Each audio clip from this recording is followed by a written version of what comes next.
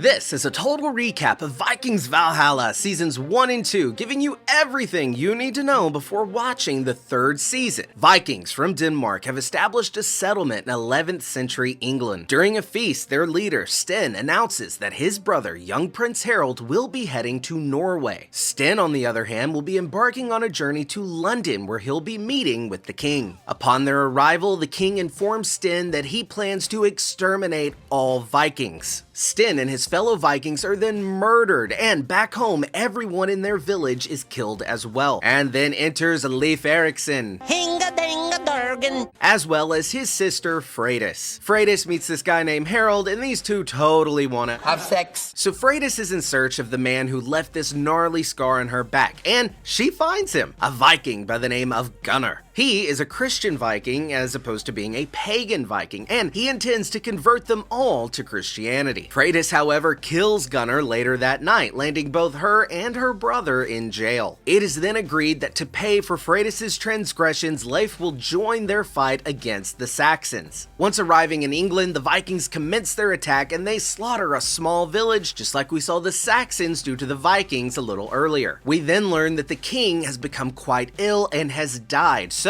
the Vikings now set their targets on his heir apparent, his son, Edmund. The king's chief counselor, Godwin, challenges Edmund for the throne, and he wins. Meanwhile, Freydis and a small band of Vikings are attacked, and almost everyone is killed except for this woman and Freydis, who then kills their attacker. The Vikings and the Saxons go to war, and Leif rigs a trap for the bridge to collapse, and King Edmund is captured as well as the queen. The queen speaks with Olaf, the king's former advisor, and she discovers that he intends to enrich himself by taking England's crown for himself. Later, Leif is praised for his efforts in winning this battle, but Leif feels guilty for the men he lost along the way, but he's comforted by his new partner, Liv. During the dinner, Canute, king of Denmark, decapitates Strona, the leader of Mercia, as a show of force. Off with his head! Canute then takes on Emma as his political advisor and begins his takeover of England as their new ruler. Olaf, who has journeyed to Denmark, informs Canute's wife that he has assumed the role of king and that he may marry Queen Emma. Back with Freydis, she goes toe-to-toe with the pilgrim slayers that have been hunting her, but they decide not to kill her upon learning that she has been deemed the last by a seer and that she could be the last daughter of Uppsala. Leif travels back home to be with Freydis, and she has become what is called a shield maiden. The Vikings back home have been sent a disturbing threat in the form of a boat covered in decapitated heads, as well as a baby with a blood cross on its forehead. Jarl Corey, an insane fundamentalist who believes that God has tasked him with burning down pagan villages, has embarked on his mission to do just that, echoing the theme of replacing paganism with Christianity. Back in England, Canute is sent to Denmark, and his father, Forkbeard, takes his place as king. Forkbeard and Edmund meet with the lords of England. We see the Jarl of Wessex brutally stabbed to send a message to Godwin. Olaf meets with Jarl Corey to discuss making Olaf the new king of Norway, while Godwin and Edmund conspire to rebel against Forkbeard's new rule. Canute and Emma are now married, but this now makes it to where if Canute is killed, Edmund can retake his throne, but Edmund falls victim to a trap set by Godwin. Queen Emma enacts a plan to work with Forkbeard to stop Canute from regaining power, but she is later betrayed by Forkbeard and is told that she is no longer the queen. We then meet Alfagu, and she becomes the new queen. As Leif and the others prepare for war, Leif is warned of the enemy's attack plans. During their great battle, Leif realizes that there are no soldiers on the attacking ships, so he sends his fighters back. Olaf tells Harold that his plan was to betray Corey so that the Kattegat army would be divided and more would die. The wall is then breached by foot soldiers and the battle continues. Corey and Freydis go toe-to-toe and Freydis wins. It's also during this battle that Jarl Hakon is killed, but despite their efforts, Freydis and Harold concede the battle and retreat. Back in England, Emma has taken the throne alongside Forkbeard. King Forkbeard banished you.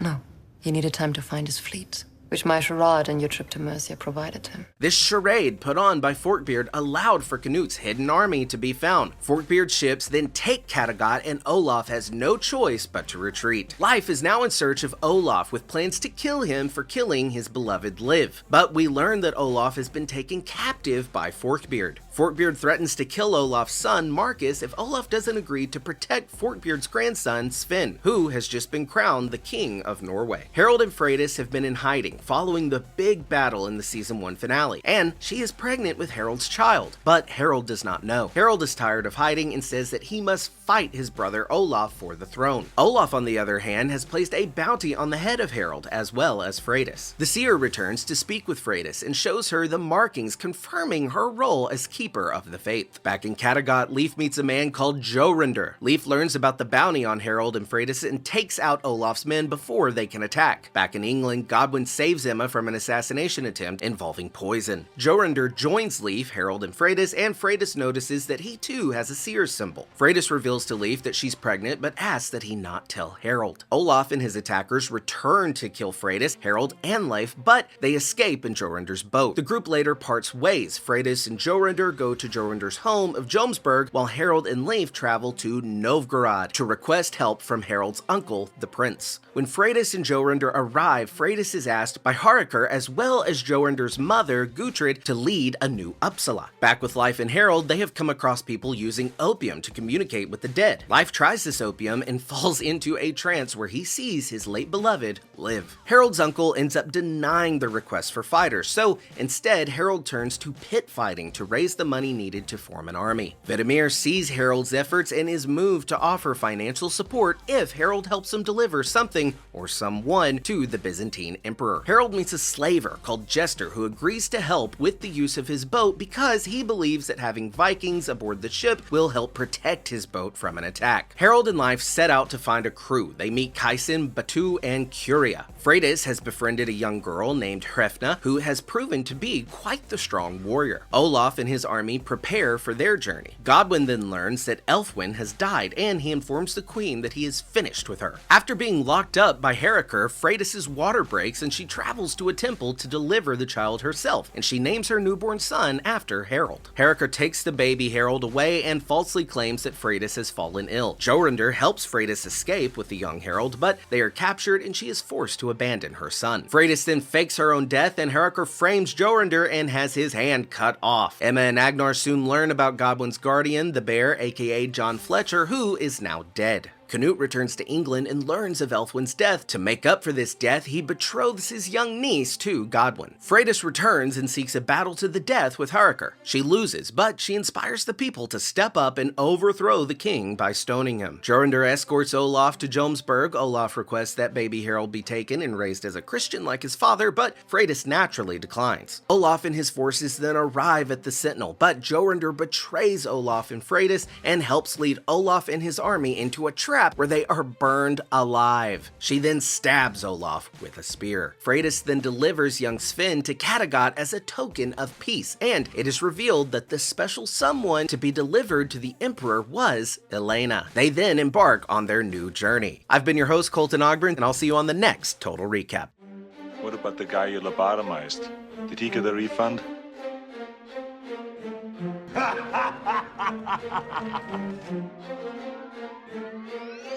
I have to hand it to you. It's the best mindfuck yet.